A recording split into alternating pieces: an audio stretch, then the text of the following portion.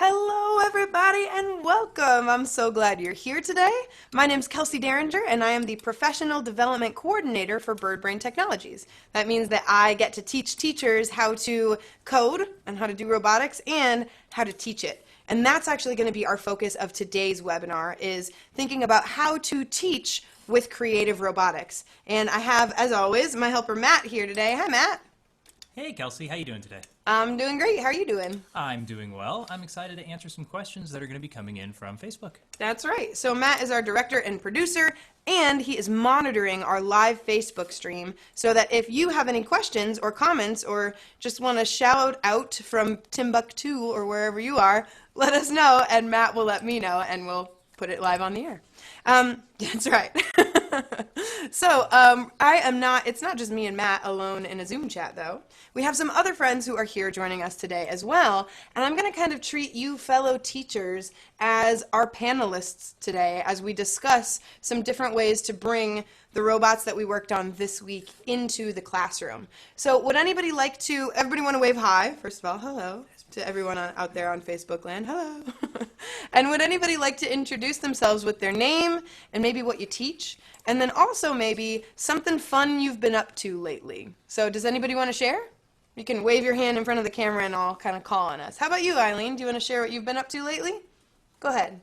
Make sure to unmute. Okay, so my name is Eileen Malik. I'm a computer science teacher at Atlee High School. That's in Mechanicsville, like Richmond, Virginia.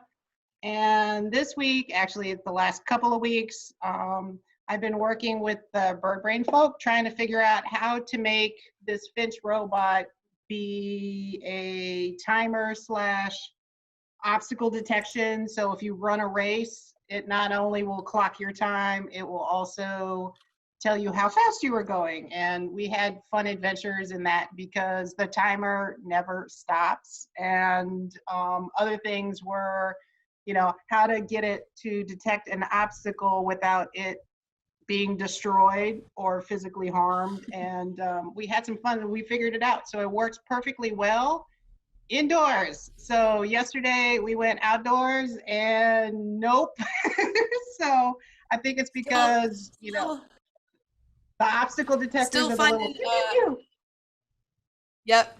So you've been having fun working and programming your Finch to do some physical education activities, which is great. Still having some programming challenges that you're going to figure out how to overcome. I believe in you. So awesome. How about, would anybody else like to introduce themselves? You can raise your hand like so and maybe tell us your name and what you teach and what you've been up to lately. How about you, Tim? Hi, I'm Tim Brooks. I live in Timmins, Ontario, Canada.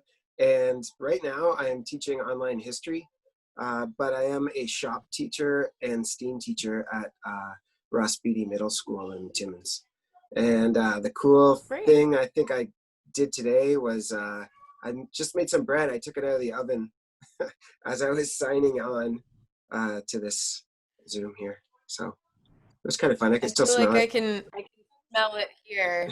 Is smelling bread a sign of a stroke? No, it's toast. Okay, I don't smell toast. I just smell bread. We're good. Okay. I'm coming over to Canada soon, and we're gonna have a slice of bread together. Thanks so much, Tim. I'm really glad you're here. Yeah, me too. Just as a little bit of background, Tim, have you used hummingbirds and/or finches before? No. Have you taught with them? No, I haven't. Okay. I've done. Do you have them at your school? No, we have some Arduino that I'm just learning, and I've done a lot of Lego EV3 type stuff, and I want to branch off into more stuff because outside of shop, I've just taken on STEAM, so the more I can do, the better. That's great. Yeah, it's awesome. I feel like there are like almost all the teachers that I talk to are like, they're a computer science teacher or they're a STEAM teacher, but that's not where they started. Nobody started there because it wasn't as much of a thing a few years ago now. So it's like, I used to be a government teacher. I used to be an English teacher. I used to be an English teacher personally. You are a shop teacher, but venturing into STEAM and STEM. So that's really exciting. I think you'll find some fun things here today as we talk about some of the projects we've been up to. How about you, Dagny? I know you've got a big day tomorrow, but I'm really glad you're here joining us. You want to introduce yourself? Sure, yeah. So my name is Dagny Paskach. I am a senior in industrial engineering at Iowa State. And I'm actually graduating tomorrow, so that's, I guess, the big thing I've been working on. And then I'll be starting my master's in educational technology in the fall. But I do a lot of stuff with after-school robotics programs. Yeah, you and I met because I was I was at a conference in Iowa, and you've been working with the Iowa Science Center for a number of summers, doing stuff with hummingbirds and students during summer programming. So that's really exciting, and everyone that I talked to at the Iowa Science Center just like speaks so highly of you. So I'm really glad that you're here joining us to help brainstorm. How about anybody else who is not joining us via video, which is totally fine? Would anyone else like to verbally introduce yourselves? If so, you can go ahead and unmute yourself and tell us your name, maybe what you teach, and something cool you've been up to. Anybody else want to? Sure. Hi, I'm Alicia. I'm an educator at the Maryland Science Center in Baltimore's Inner Harbor. And I guess the fun thing I've been working on is we do a robotics workshop for Cadet Girl Scouts. And so I have been working on making it virtual so we can do it online still. Yeah, fighting the good fight, struggling the good struggle, you know? And what a wonderful thing to be working with the Girl Scouts as well. That is a dream organization of mine to work with. So if you need some help or want to collaborate on that, I would super love to do that. Girls education, especially girls in STEM, is a huge thing that Bird Brain has been interested in from the beginning. So we would love to work with you on that. So Alicia, I'm so glad you're here today. That's great. And I think we've got a comment coming in from Facebook. Is that right, Matt? Yeah, we do. Robin is here. She just wanted to say hi to everybody. She was unfortunately unable to get into the actual call, but we will be taking questions from Robin from Facebook throughout this meeting. Welcome, Robin. We're really glad you're here. Awesome. Does anybody else want to introduce themselves? We'll go back to gallery view and just check in to see if there's anybody else. Would you like to introduce yourself, Stephanie? Yes. Hi, everyone. My name is Stephanie Clayton, and I am a STEM learning specialist at Longwood University in Farmville, Virginia. I've been a Hummingbird user since it was kickstarted. Right? Wasn't it Kickstarter? The OG. That's good stuff. So I think I've got the original one somewhere in my stash. But I'm kind of looking forward to doing a summer camp with Hummingbird, and it's going to be at home. So I'm kind of interested in seeing how, that could maybe be facilitated. And yeah, I've been using Hummingbird for a while with adults and students. And we just bought a bunch more and we're ready to use them again. That's great. So I'm thinking actually for our teacher talks today, something that I wanted to be sure to cover was using sensors in our projects, because the projects that we've been doing with students and with people tuning into, especially our Tuesday and Thursday webinars, have been outputs only, meaning just motors, just lights. We haven't been using sensors in those projects. So I want to talk about how to use sensors and how to put sensors on the projects that we've already done this week, just as an example of how you could take an outputs only project and turn it into one that responds to the environment a little bit more. So that's one thing I want to cover and want to get you guys' feedback and opinion on. But I also would like to, something that I've heard a couple people say is, I've been teaching this for a while, but I'm transitioning to online. I think that's really true for a lot of teachers. Like, I'm a STEM teacher, but now I've got a summer camp that I always do, and I don't want to not do it. So how do I do that online? So maybe we can kind of pool our resources, our mental resources, and think about best practices in teaching robotics online. So something for us to start to percolate about. So just as a quick review, that's where we'll start today. Just to review the 2 projects that we did this week. I'm going to kind of scooch these off screen a little bit so my screen's a little bit less cluttered. And the first thing we did this week was we talked about rovers. So we made some recycled rovers out of some, this was my Dollar Tree shells and cheese dinner. You can use whatever you got around, don't need fancy things. So we talked about how to make some recycled rovers and how to make them effective, and how to turn recycled materials into a robotic rover. So I'll take the mouse off of this one so we can see how this is made. But we explored like the basics of how to make a rover out of a Hummingbird kit. So if I kind of take this apart a little bit, show you how it's made. It's really simple. The Hummingbird part I just kind of twist tied on with a pipe cleaner. But what makes a rover is, and I'll unvelcro this as well. What makes a rover is a couple of rotation servo motors. I glued these together in between, so there's some hot glue there, and when I'm done with this rover, I'll just peel it off and use them for something else.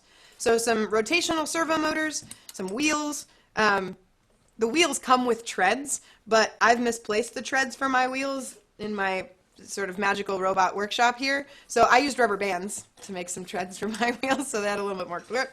The battery pack, and then the thing that it balances on is a ping pong ball. So when I put this back on here, it's just 2 wheels and a ping pong ball. So unlike our recycled one, this had 4 wheels. Don't need 4 wheels. You can just use 2.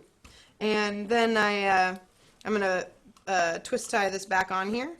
So then I like to keep my wires organized by just kind of, I'll often use like a twist tie to kind of gather those up back here. But then what we did with our robotic rovers this week, and I wonder, Matt, in the background, could you perhaps pull up our Tuesday's Facebook video of the robot rovers on Facebook so we could show that? And if not, that's all right. Sure. But so Matt's going to pull that up in the background. And so what we did is we transformed our rover into a mouse. So we made a little cardboard mouse with a cute little tail that was kind of wiggly. That was nice.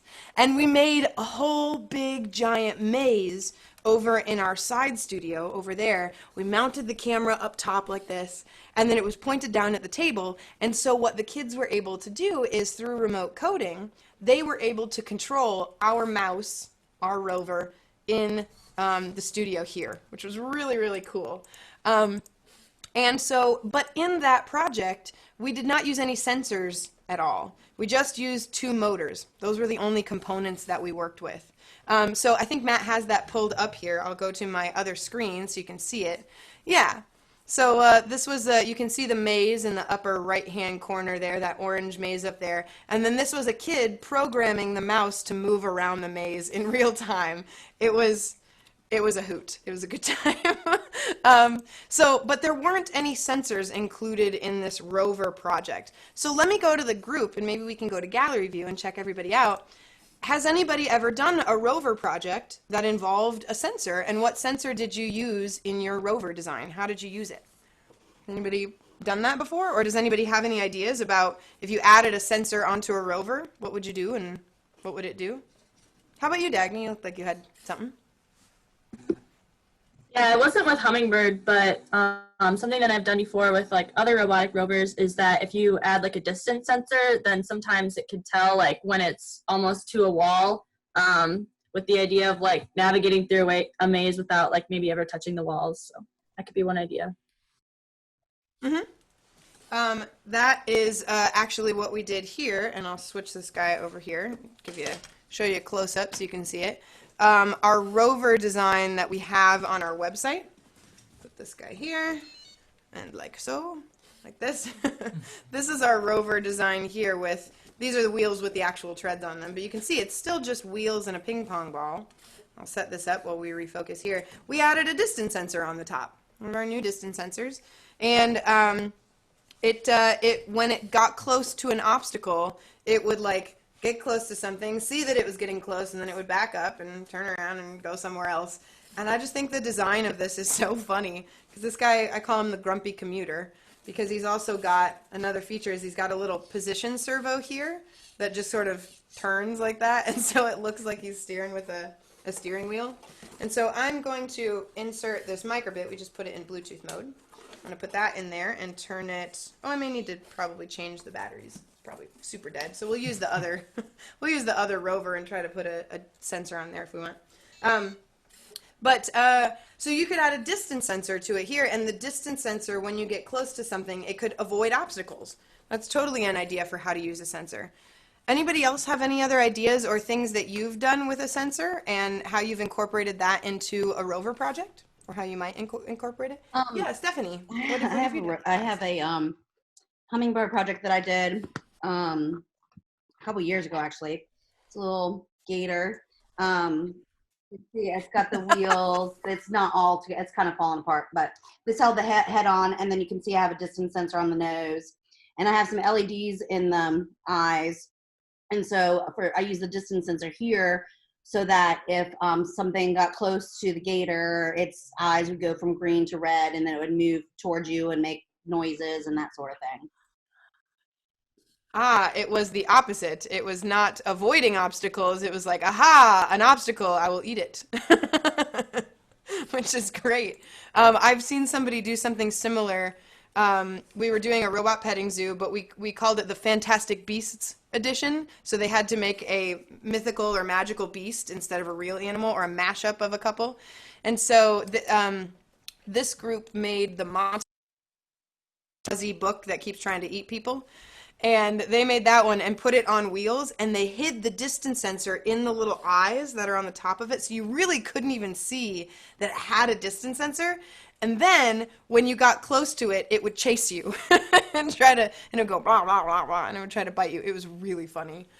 So that's a really fun thing to do. You could avoid obstacles, or you could go the opposite direction with that and chase things. It's a good time. I've done something similar with a finch, where it's like you get the finch to spin in a circle like this. I'll spot like a good ballerina that I am. And then when it senses that something is close, it goes for it. So I call it the charging bowl finch, of just like get a rover to spin in a circle until something gets close to it, and then it tries to chase you until you back far enough away. When kids play with it, it ends up looking like they're bullying it a little bit, because it's like a circle of kids sort of like getting close to this thing, but it's fun. It's a good time. It's not a real thing. It's just a little robot. So that's another idea for how to incorporate, how to use a distance sensor. You could avoid obstacles, or you could seek them out.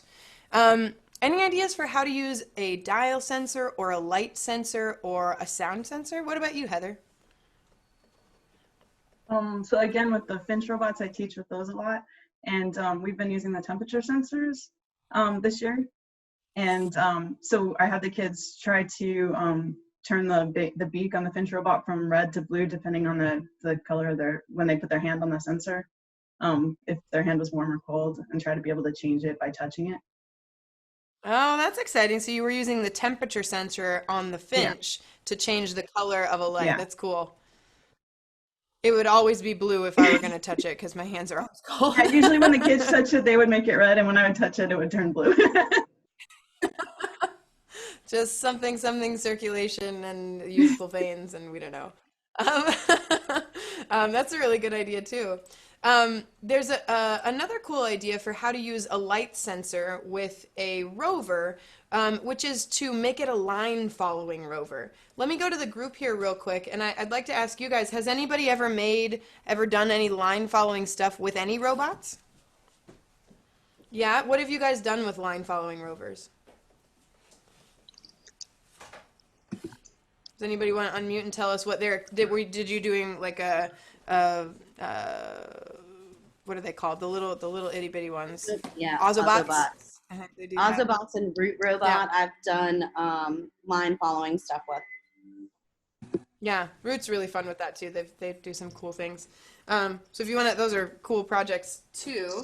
But I'm going to show you our parade float that we made. You must know everything that is in the Bird Brain Studio is either being built or being unbuilt, so that we can reuse parts. So just disclaimer, that is always true here. But let me show you this guy here. I'll actually show you the top down so you can see it a little bit better.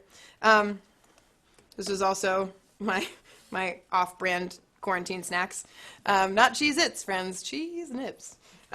But how we do this rover, still 2 motors and a ping pong ball, but going out front here, can you guys see what's sticking through there? We've got an LED pointed down at the ground and a light sensor that's embedded in there. I'm going to zoom in so you can see that part a little bit better. There we go. And I'll focus it up. Oop. So it's in focus. There we go. So that's a light sensor and an LED. And to make a line following rover, that's the basics of what you need. Now, it can be the programming of this is a little challenging. The building of it can be a little bit challenging, but it's totally doable. You can see we basically just mounted a popsicle stick on the front here. You want it to be really close to the ground. That's why we also put it on this bottle cap here. But so the way that this works, and Matt, if you could perhaps come help me refocus this third camera so that we can really zoom in on how this is interacting with the ground here. That one. Yeah. So that this is like pointed right down here at the ground, and you want your light sensor and your LED to be right there, right up against the ground. So like pretend this is a line that it's going to follow. You don't want a lot of outside light getting in, but the way that the program works is if you've got a dark line, like a black electrical tape or something, the light is shining down at the ground. And so light is bouncing up off the ground. And if there's a white background, if it's on the white background, so if it's not on the line, then this wheel will turn, and then it'll put it back on the line. And when it's on the black background, then this wheel will turn, and it does this little, and it's actually, I feel like it has a lot of character. Like line following rovers are always just like, where's my line? Oh, there's my line, there's my line. They strike me as cute every time. But you can make your own. And the programming is, the programming is not that challenging. The programming is really easy. I think the building of it and getting it to really read accurately is the real challenge there. So it's a great engineering challenge. But all three of what we just talked about, the using a distance sensor to avoid obstacles and go somewhere else, using a distance sensor to seek out obstacles and do that, or even a line following sensor on a rover, with the basics of 2 wheels and a ping pong ball. The building a rover is not hard. What you do with it is what's really cool about a rover. So those are some great ways to incorporate sensors into rover projects. Let me go to gallery view. Does anybody else have some ideas for how to incorporate sensors into rover projects? Whether it's a Finch, which is kind of a type of rover, or a Hummingbird project? Cool. Did you have one, Tim? Or Eileen? Okay, yeah, Eileen, what was your idea? So we had some activities where we had the Finch Robot, kind of go along. If it detects an obstacle, it'll turn red and it'll back up, and then sort of turn. The wheels would turn, going different directions, and then keep going. It's kind of similar to what the Roombas do. In terms of, to cover an entire room, it's actually using trigonometry.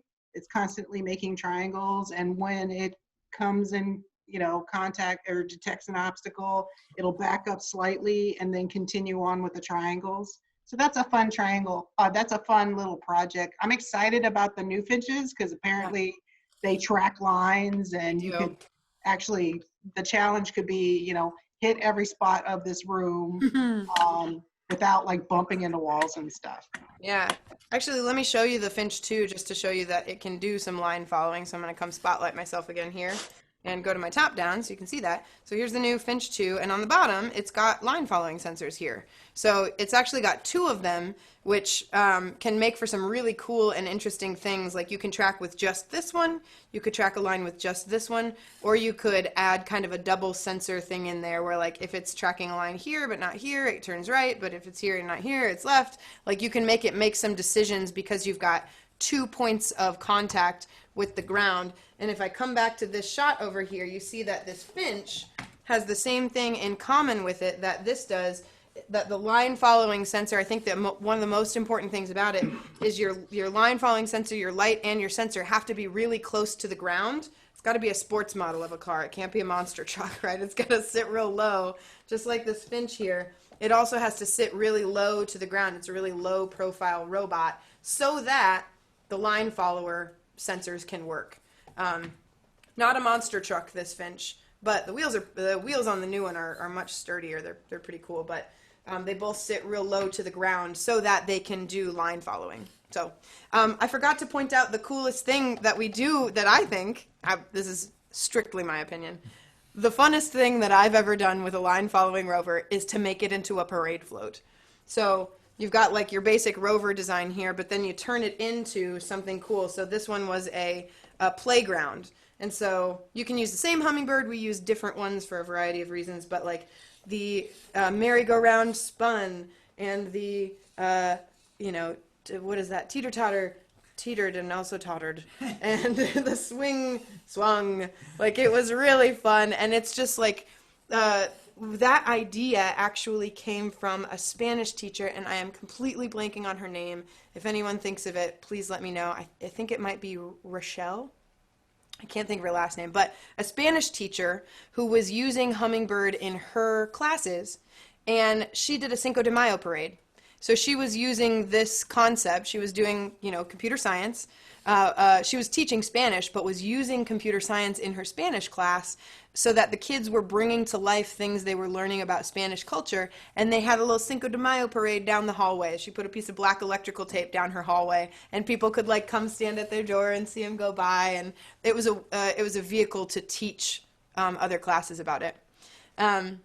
Looks like we have a comment that came in from Dagny on Zoom.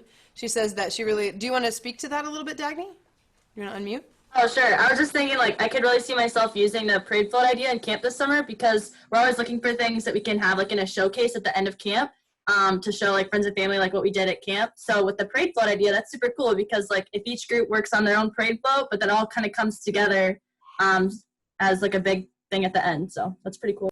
That's really, really, it is really satisfying, too. I've done the parade float for, day-long PD sessions, and we rarely get to the line following part of it. I just try to get them to make it go straight.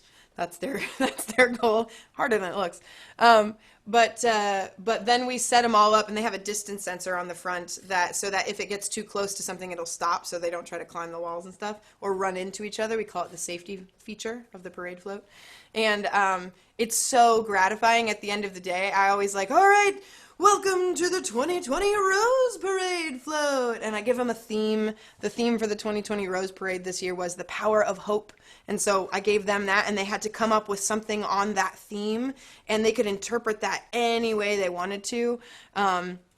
It's a really, really fun activity, and it's a great way for each group's thing to be exciting and to be relevant and to be part of a whole. They're not competing, right? What I would do too is I love paper plate awards. They just make me smile. So I bring paper plates with me as a building material, but then at the end of the day, as they're going through, I've been walking and answering questions while they're building for, an hour and a half, but I give each group an award, the brightest bright award for the people who use the most LEDs, or the weird and wonderful award for something that just turned out super strange, but I love it just how it is. So I think a parade is a great way to do robotics in a non-competitive, celebratory, and creative way to celebrate a lot of people. And it looks like we had a lesson plan uploaded from Stephanie. I'm going to go over and we can take a look at that. Do you want to tell us a little bit about this lesson plan, Stephanie? Where's it from? And tell us about it. Sure. Let's see. So I believe this was 2004 grant that we did. This was a algebra teacher that worked with a history teacher to put together this lesson plan. I'm sorry, I don't remember offhand exactly what all the parameters were to it, but when you're talking about the parade, it made me think of the lesson plan, and our website has a bunch of our Hummingbird lessons that we have published based off maybe 2 or 3 years of grants with grades maybe 4 through 12. But this was one that we have on our site and made me think of it. In a different way too. This was social studies and history. I think that parades are a great way to bring in other content, because parades are just a celebration of something, St. Patrick's Day or Pride or whatever it is, And so what do you as a teacher want to elevate and celebrate, and encourage your students to think about how to celebrate or teach about that or whatever. So I think those are really fun activities. It's an easy integration idea. Is there anything else that you guys want to go over or talk about, or any questions that you guys have as far as parade floats go? Not parade floats, as far as rover designs go, rovers and incorporating sensors. Looks like Eileen included a link for an obstacle detection code for finches. Do you want to talk about that a little bit, Eileen? Yeah, it's a series of cards that I made with the Bird Brain folk a couple years ago, and so it was the program I was talking about. It'll just kind of travel along, and if it runs into an obstacle, it'll change colors, back up a little bit, or turn a little bit, and then keep going on its merry way. But it was interesting because I didn't know exactly how they worked. And so I introduced the concept of the fact that they have these two little lasers that are going pew, pew, pew the whole time. And so all the boys will run around in the classroom going pew, pew, pew. But anyway, it's just really, really cute stuff. Yeah, that's great. I love that.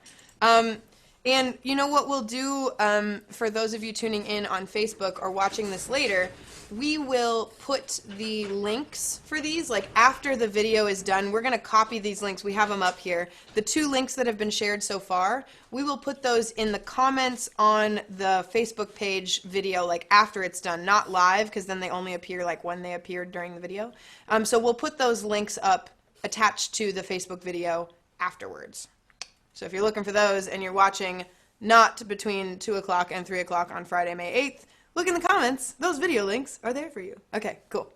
It's kind of weird to talk to people in the future, side note, but fun.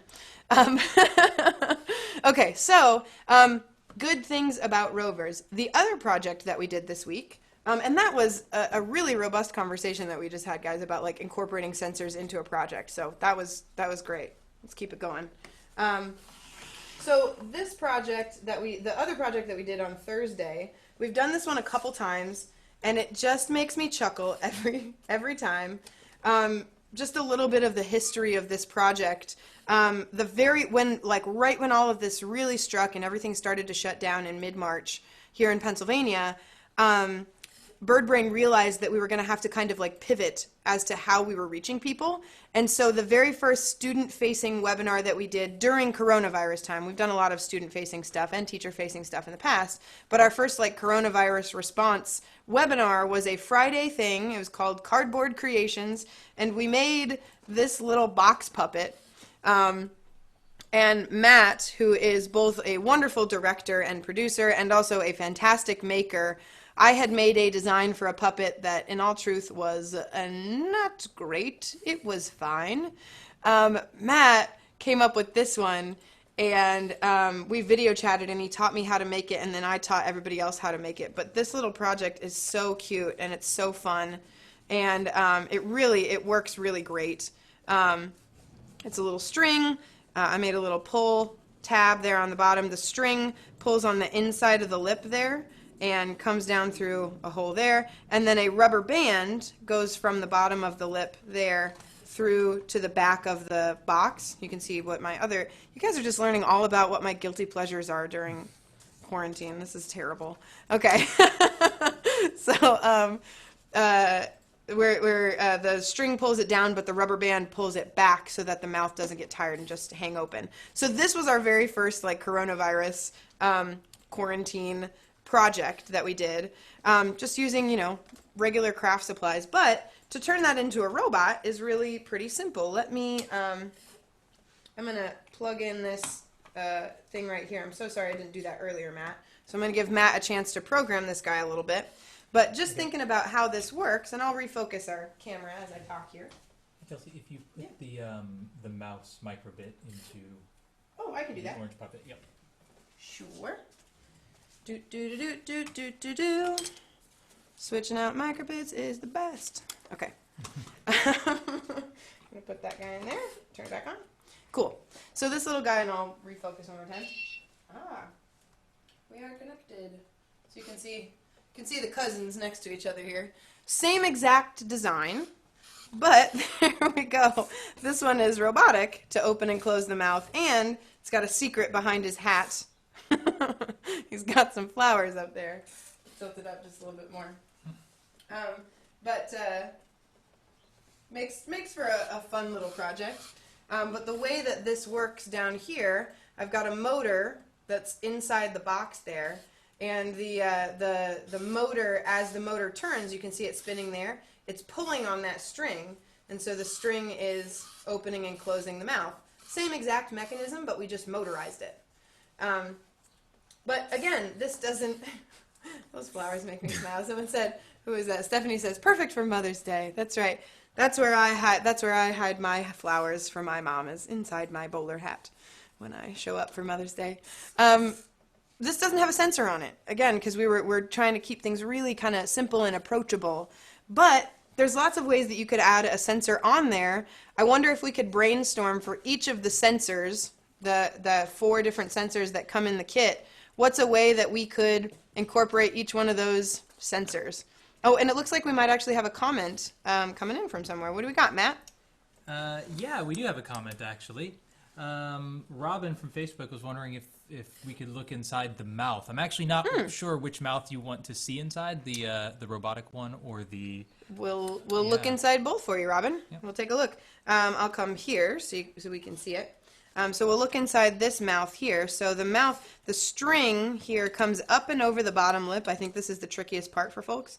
Up and over the bottom lip, and then it gets taped on the inside so that as you pull it, it's actually pulling on the bottom lip there. The string is pulling forward, and the tension point here is that the rubber band is pulling back. The rubber band goes all the way through the robot, goes through the bottom lip here, and if I scooch my string, you can see here's the rubber band there. We use a paper clip to kind of act as a stopper, kind of, to keep it from going all the way through. And then I pull this back out. There we are. So now it's pulling out and back, out and pulling back. The rubber band pulls back and the string pulls out. And for this guy, we look here. This is the same thing. I'll pull it out here. Same thing. It's got a string that's pulling out and down that way. It does have a rubber band on the back there, and I think we do still need the rubber band even if it's a robot, because the rubber band, and here it is coming out the back, the rubber band is what's pulling it closed. So the rubber band pulls it closed and the string pulls it open, like so. So that's a little closer look at the mouth for Robin out there on Facebook. And let's go to gallery view now, because I'd love to see what ideas we have. Let's start with a distance sensor. So this sensor right here looks like this. It senses how close something is, how close or far away something is. So it looks like Alicia has an idea. Do you want to unmute and say your idea, Alicia? Sure, yeah. So I was thinking if you have a sound sensor, if there was a loud noise, it would make the hat come off, revealing the flowers as if he was surprised. That's oh no, my flowers. Yeah, that's cute. And if you designed a box puppet, again, the original design is just a mouth. I thought to add the hat in sort of a late night fever dream and did it the next day. So whatever, if you had a robot that was going to have a sound sensor on it, it could trigger the hat to come off and reveal the flowers, or it could do a number of things. You could add some arms and the arms could go up, oh no, it's surprised, or something like that. So a sound sensor could trigger a startle response. Yeah. What else? What could we do either for a sound sensor or another sensor? What do you think, Heather? You could incorporate the distance sensor as the eyes, and then as you tried to feed the robot, it could open its mouth. That's cute. You could turn this into kind of a robot petting zoo animal, or a hungry something, Yeah. and use the distance sensor. You can hide that in the eyes is a great place to hide it, or in the nose if it was like a pig or something, and that mechanism could open the mouth when you get close to it with a piece of like robot food, which could be anything, could trigger the mouth to open. That's pretty cool. I like that. So distance sensor, sound sensor. What about a light sensor? How could a light sensor be incorporated in a project like this?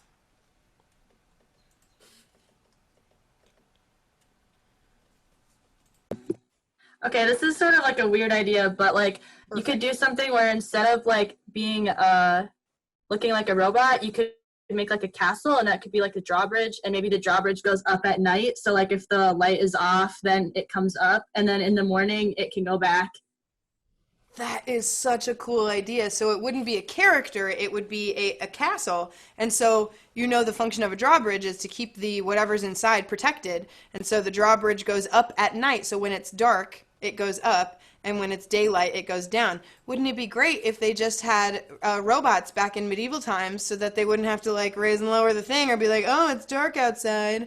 Let's go ahead and bring up the drawbridge. It could be automated. Why didn't they think of that, silly medieval townsfolk?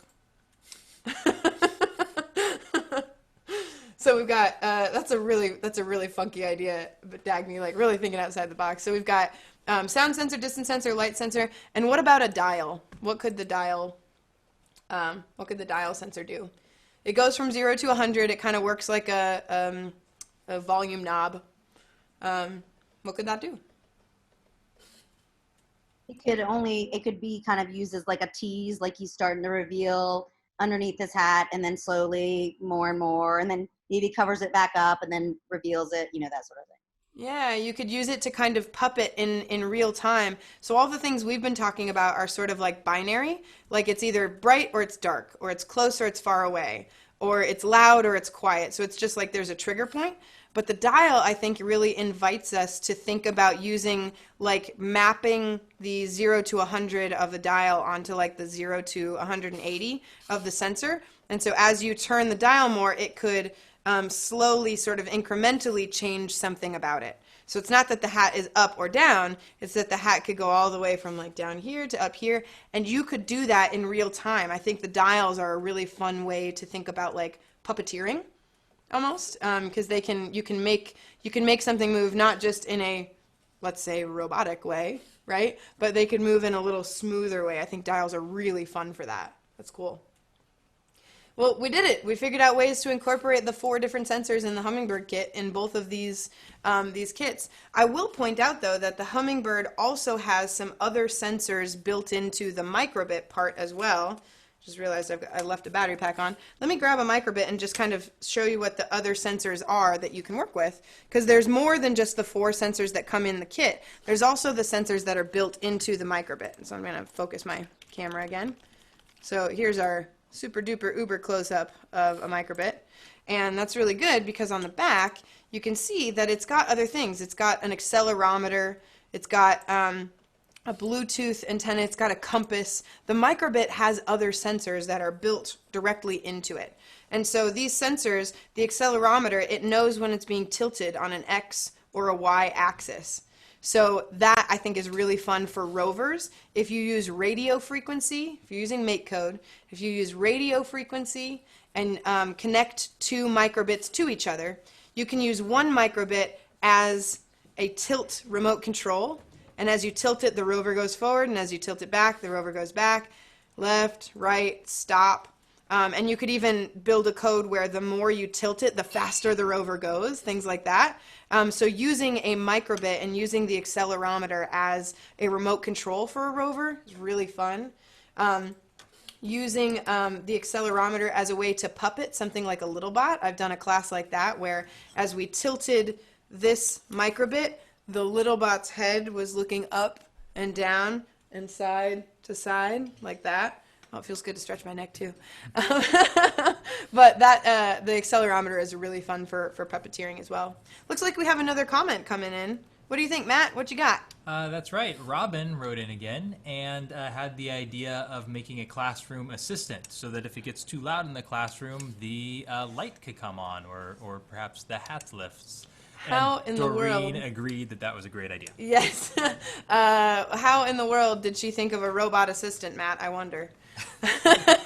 Not that you are my assistant. You are my director and producer. Something funny to think about. I've actually had, every time I talk about a sound sensor, I think that's one of the first things that teachers come up with of like, oh, we could say like, it's too loud in here. There could be like a stoplight of like, too loud, this is okay, etc. But I don't know if I've ever seen a teacher actually make one out of a hummingbird. It's a really good idea, and I think Robin, and who was the person who liked that idea, Matt?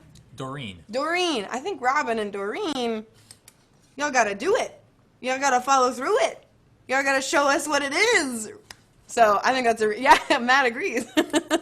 you gotta show us how to do it. That sounds really fun. So we talked about the accelerometer. The compass on here tells what direction this is pointing. So another fun way that we've used a compass is that we have a rover that Matt made that is a covered wagon. And the covered wagon, it's got some little like horses out front, and it always finds west, and it goes west all the time.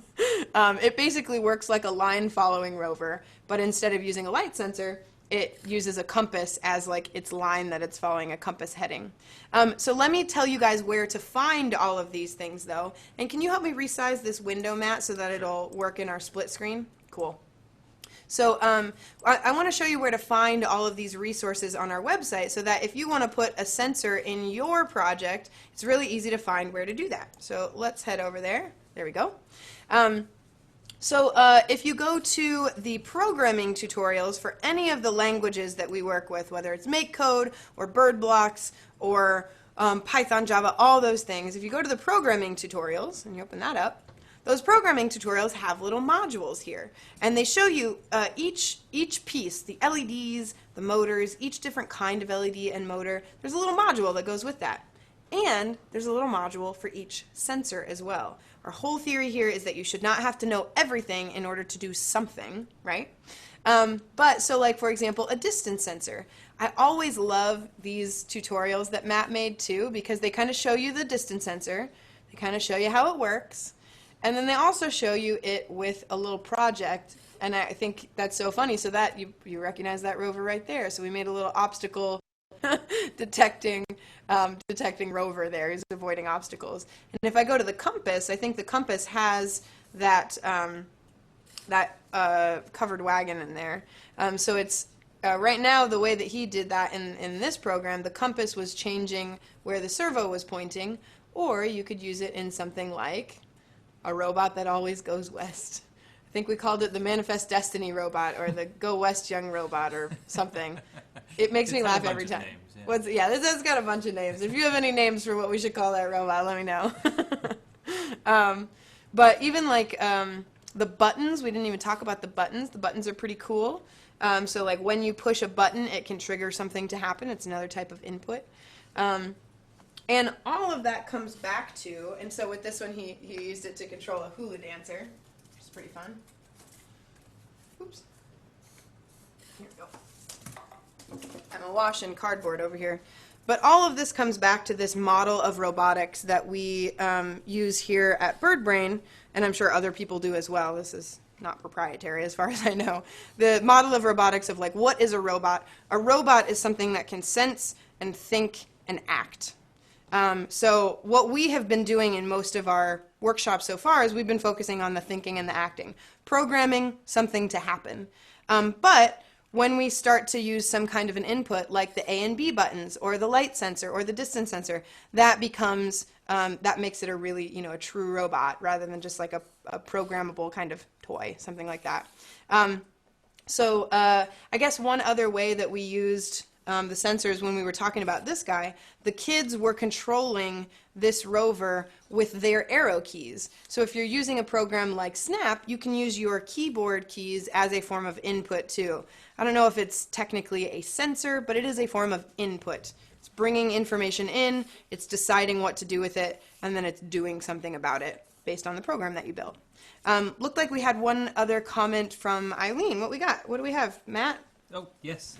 Eileen was wondering if those buttons are touch or if they're actual buttons that you press. Is it like a Makey or are these like actual buttons? Actual buttons. So these buttons here are clickable buttons. If I zoom way in, you can probably see the dimensions of them. There they are. So if I press that, you can actually press that button down. So they're physical buttons on there. Yeah, good question. Cool. I can't believe that it's almost 3 o'clock. We didn't get much into kind of best practices in teaching remotely with robotics and coding. But on that note, I mean, I think just tuning in to our Tuesday and Thursday sessions, we're coming up with those things. We're not the only ones doing it by any means, but we are trying our very best to use everything that we know about best practices in teaching robotics and coding and everything we know about being engaging via video and trying to incorporate that. And I think some people kind of already are developing their own kind of best practices in teaching online. But I think perhaps next week, in our teacher talk next week, I know we have one thing that we want to do, which is Dr. Tom Lowers has figured out how to add sensor blocks to the Nets blocks version of programming. So we're going to talk about that. Plus, I believe he said he's also been able to update the programming for Duo. So if you are a Hummingbird Duo user, if you are a Hummingbird Duo user, you can use that NetsBlocks programming language. We're going to have him on Friday to talk about that, but perhaps we can kind of split the class up a little bit and do partially programming sensors with NetsBlocks and partially talking about best practices in teaching remotely when you're trying to do robotics and coding. Looks like we had one final comment we wanted to address from Stephanie. Do you want to talk a little bit about some of the challenges you're facing? I think the two things that you just typed out, I think a lot of people are dealing with. Would you like to unmute and tell us a little bit about some of those challenges to get us in the mindset? So I guess one of the most challenging things is that I work with rural students. So while they might have internet, they don't have the bandwidth to stream videos and do stuff like that. So when we're running the summer camp and it required them to have a computer and internet, at least the computer to code, which we can do offline, obviously.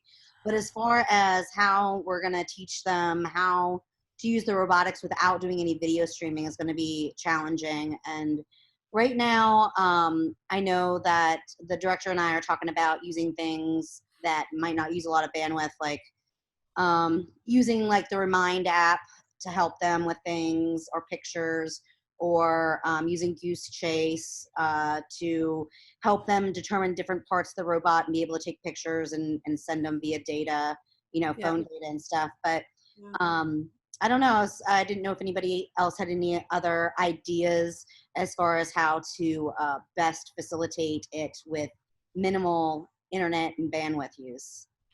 I think it would be a really good idea for next week, if there are any teachers who want to join us for next week, who, if you're trying to do something over the summer, come with some constraints. Like, this is a challenge that we're facing teaching this summer, and we can brainstorm together about how to serve that. On that note, just briefly, on our website, and we'll spotlight me so you can see this a little bit bigger. On our website, we have a bunch of resources that don't require people to tune into them live. So there's the program page, which has those tutorials kids can do on their own time.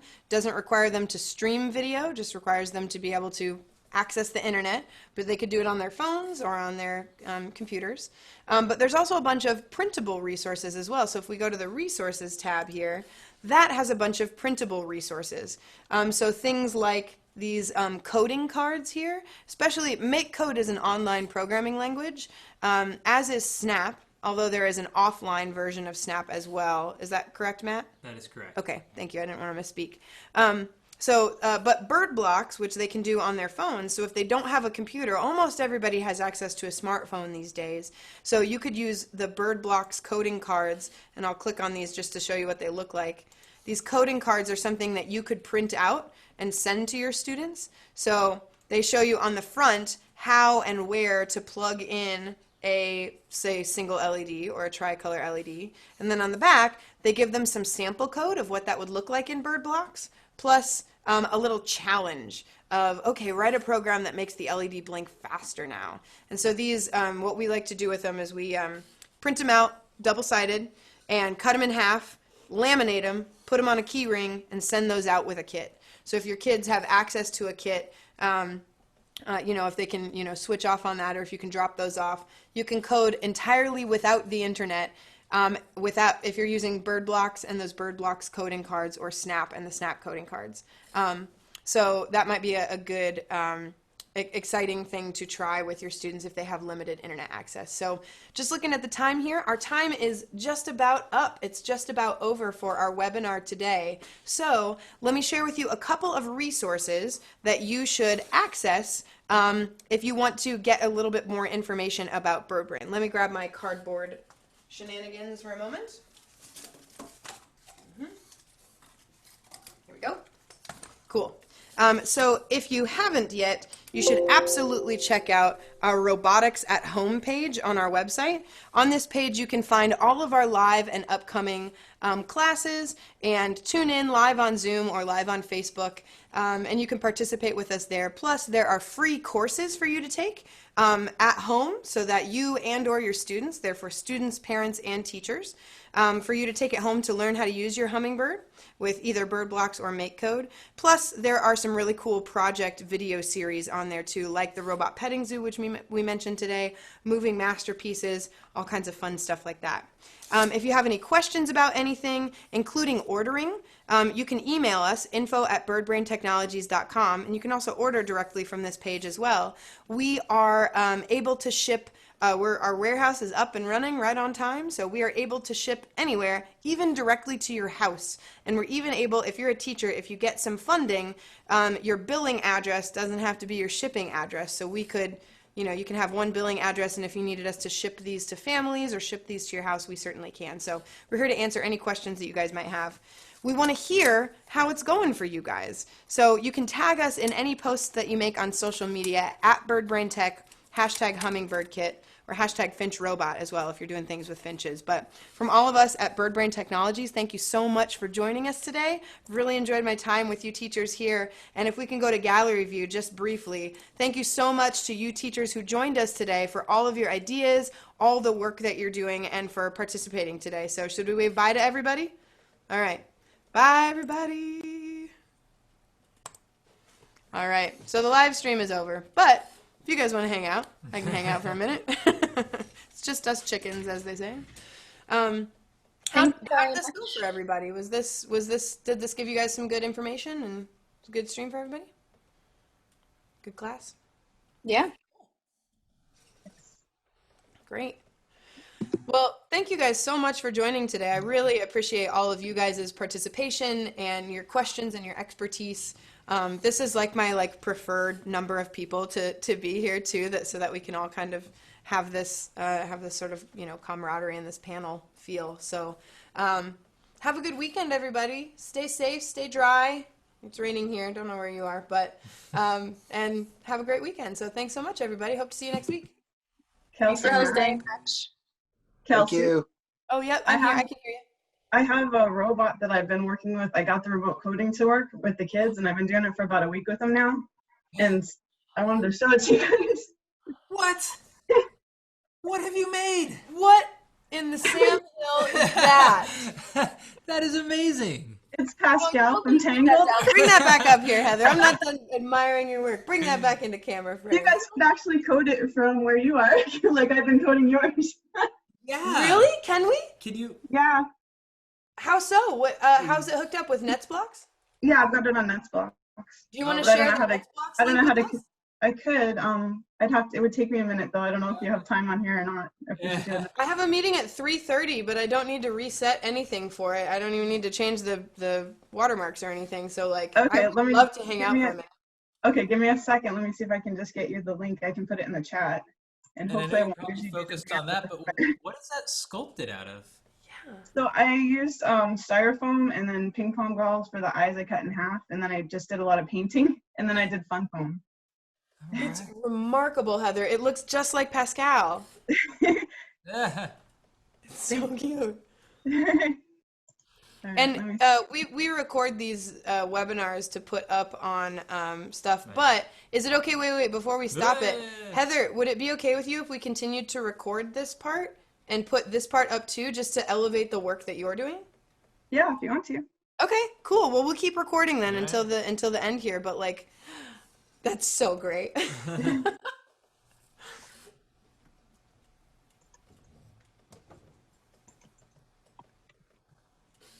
Okay, let me get on to.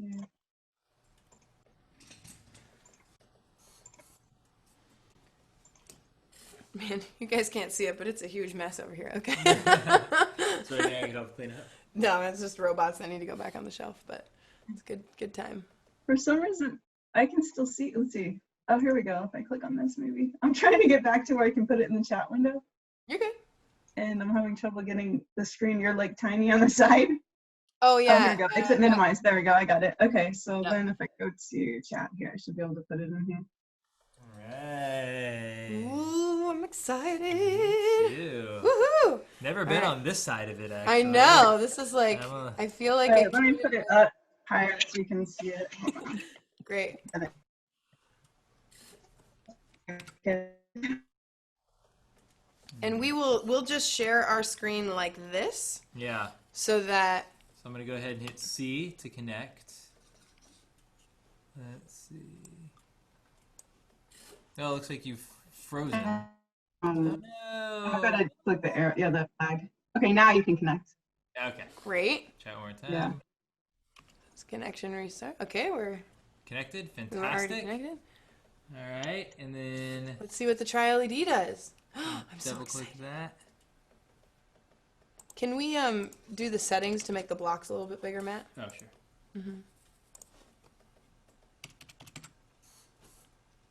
Yeah. That way we can actually see it. Much bigger. Yeah. Oh yeah. All right. Oh, look at his face. See it turn. And then he's got a tilt and rotation in his head. Mm-hmm. Hey! If you press P, the P key, I've got like in there already just like a tilt rotation with random coding. You can see the coding on the side if you want to. It's kind of over, but yeah. Oh yeah, I Oh, see. there it is. There it Okay. is. Yeah. Zoom out a little bit. That looks so good. Wow. I am in love with this motion of it, the movement of it, Heather. It's so great. Yeah, Thanks. I'm gonna try to get that. I want to do the P. Now there's almost no delay right now. Oh, because we're on. Yeah. I thought we were on. I forgot about the Nest. No, we're cam. on Netsbox. Yeah. Whoa. Oh my gosh. That is so great. So thank you guys for helping me make it. It was cool. Heather, this Yeah, is so good. Yeah, I'll take credit for that. Sure. Man. Man alive, that is so great. And your kids have been programming it this week? Yeah, so I've been teaching remotely, so I've been getting the kids on there to do it. But I guess that's where I would want some help too. Right now I've been doing it with second graders. I teach K through 6, so I've got a whole age of range. I've got about 900 kids, but I've been doing it with second graders, and some of them have been struggling doing it at home, just trying to do things like split their screen and that kind of stuff. So you're great at teaching all this stuff like on here. So if you've got advice for that as to how I can get more kids on, like I've been trying to tell them you can code it ahead of time and then press C when it's your turn kind of thing. But we've had a lot of things like, oh, I'm on an iPad, so that doesn't work, or kids are on Safari instead of Chrome or things like that. So I've been learning a lot, trying to figure out how to get them all on there. But any advice you have on that, I'd definitely take. Those are the trenches, man. I feel you hard. All of the things that you just described, we've come up against with kids live on a stream too. I mean, I think just like before you like knowing in your head like what their specifications need to be, like, okay, make sure you're joining us on Chrome. And if you haven't opened up Chrome, do that, and just sort of like preloading some things like that. Giving them a chance, like something you're going to need to do now is you're going to need to figure out how to resize your things so that you can see me on Zoom, but then that you can also have the Netsblocks thing up, and that needs to be active. Again, you're working with second graders, but one other thing that they might do is if they have a laptop or a Chromebook, they could have that off to the side, but join you via Zoom on an iPad. So like they could watch the Zoom thing on one device and code it on another, especially if you email that Netsblocks thing to them so that they don't have to get it from the chat window. If you email that to them or their parents, and you could kind of recruit their parents to help them set it up, like that needs to be on the Chromebook or laptop, and then the Zoom class could be on a separate device. That can be a good way to do it too. Yeah, that's a good idea. I hadn't thought of putting them on 2 different devices for them. That's good. Yeah. We've tried a bunch of different things, and that for people who have we just noticed that people who had 2 monitors were having such an easier time. Like it wasn't even an issue, and like people might not have that set up at home. And if you've only got a 10 or a 13-inch screen on your MacBook even, or your Chromebook, like resizing that stuff can make things really small. So just having them join on a phone or an iPad to watch the Zoom thing, and then emailing them the Netsblocks link and having that on a separate device might be good too. Okay. How are you with MakeCode? Just out of curiosity, Heather. How am I doing with MakeCode? Is that a language like you're that? interested in, or has that not worked out? Yeah, so at school, like we've always been using Snap at school because we usually do the Finch robots. I actually bought this Hummingbird Kit like almost a year ago, and this is like the silver lining to the closure, I guess, right? Is that I've had time to actually spend working on it and getting with you guys and stuff. So but so I just tried Make Code for the first time a few weeks ago, and it was fine. I think I don't know, I'm used to Snap and I teach Scratch and Snap and all that, so I'm probably faster with it. I don't know, but it's fine. Like I thought that was like more friendly for, like, if somebody was just starting with it, I think that would be more friendly to it's the graphics are a little larger and stuff like that on there, I guess. It's nice that the Hummingbird stuff is all in one spot. So yeah, there's definitely some perks to that too. It totally depends on the type of interaction you want, but you know, it'll change the interaction a lot. But it is nice to be able to have all the kids coding at once and to be able to actually like guide them through the coding process through the microbit classroom. You know, how do I do that, Matt? Because I'm not sure. Like, I could use that with this. Yeah, your microbit classroom, the webinar we did a couple weeks ago kind of went over how to do microbit classroom. But if you just like Google microbit classroom, it steps you through the process pretty easily. But like to kind of explain it as an overview, you as a teacher can send your students code, and then your kids can all work independently on that, and you can see what they're doing on their screen. So it gives you that additional thing that you can't see what they're doing on NetsBlocks, but in microbit classroom you can view what they're doing, and you can show it to other kids remotely. So I was on there with you guys when you did that, when you demonstrated it for us, so I'm like, I know a little bit about it just from seeing there. But so how do I do the remote coding with that? Like, the way that the remote part would work, and we just did this with a class yesterday. It works best with small classes, but you would kind of like download a kid's program onto a microbit and then plug that into your Hummingbird, and it would run that code. And you could, like, if you had a second microbit or if you wanted to unplug that, you would download another kid's code on there, and you could just keep switching whose kids' codes you're downloading onto the Hummingbird. How do I pull it from the classroom onto the microbit? That's the tricky part. In order to download it, and I have a feeling that microbit is going to fix this soon, because this is in beta, like the microbit classroom is in beta. But you have to log in like yourself from an incognito window as if you're a student, because students can download their own code, and then you would like share, if Dagny was your student, you would share Dagny's code with yourself, student Heather, and then student Heather would have student Dagny's code, and student Heather could download it onto a microbit. And then you could be switching that out for what's in your Hummingbird. So you'd probably need more than one microbit to make it efficient. Helps. Yeah. It helps. You can certainly just unplug it and plug it back in, and it's fine. But or you could, I mean, like, that's how we were doing it, but you could certainly just like keep it, you know, just keep it plugged in to your computer, you know, and then do that. That works too. And then just download this kids, and then try this kids, and then try this kids. But microbit classroom, I like that you can see what the kids are working on, so that you can say like, oh, let's everybody check out what Dagny's working on. Like, she's doing something really cool with these pause blocks in here, or you know, let's go check out Pascal's pattern he's making. That's cool. Pascal, can you talk us through that a little bit? You know. Yeah. Do you think that would work better? I've been trying kind of something like that with WebEx. We have to use WebEx through our district. They make us use that one. And so we've been having the kids share their screen as they're coding. Is there an advantage to the way you're saying to do it, do you think, over that? Am I gaining anything by switching them over to over to Make Code? I think they're just different styles. You know, I think, you know, you as I think the interaction will be probably pretty similar to having a student share their screen, except that they're controlling, like you would be able to control, like if you were sharing your screen and you were picking on kids' codes, you could do that really fluidly. Like, let's check out this one. Cool. Now let's check out this one. Cool. Now let's check out this one. Cool. Let's put that one on this board. Oh, that's what that one does. Let's put that one on this board, you know. So Okay. the interaction would be a little bit probably smoother than just having kids share their screen and then stop sharing their screen. And whenever you want to go check out, like, okay, now let's take a look at Pascal. Like, you could hold Pascal up in your viewing window so that as it's running the kid's code, you can like look at him and kind of see him right next to it, stuff like that. Okay. That'll be what I play with this week. Yeah.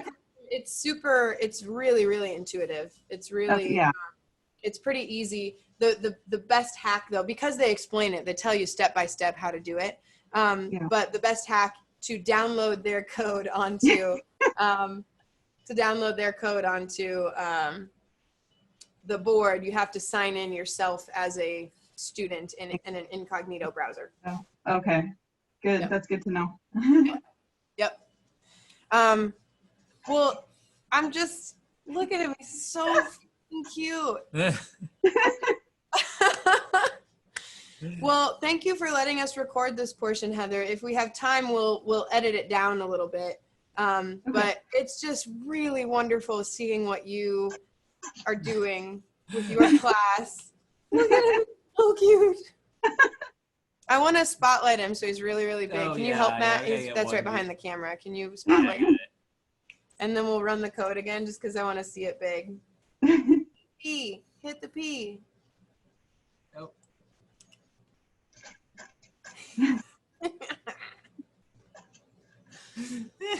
Heather, you're so fantastic. I'm so just tickled and touched both at what you are doing with your students. Congratulations. It's really great. Thank you very much. Yeah. Well, have a great weekend, you guys. And that has been the utter highlight of my day. Thank you, Heather. Thank you. Thank you. It was cool to have you guys move them too. That's awesome. Cool for you. It's cool for us. We just controlled your thing all the way in Arizona. That's awesome.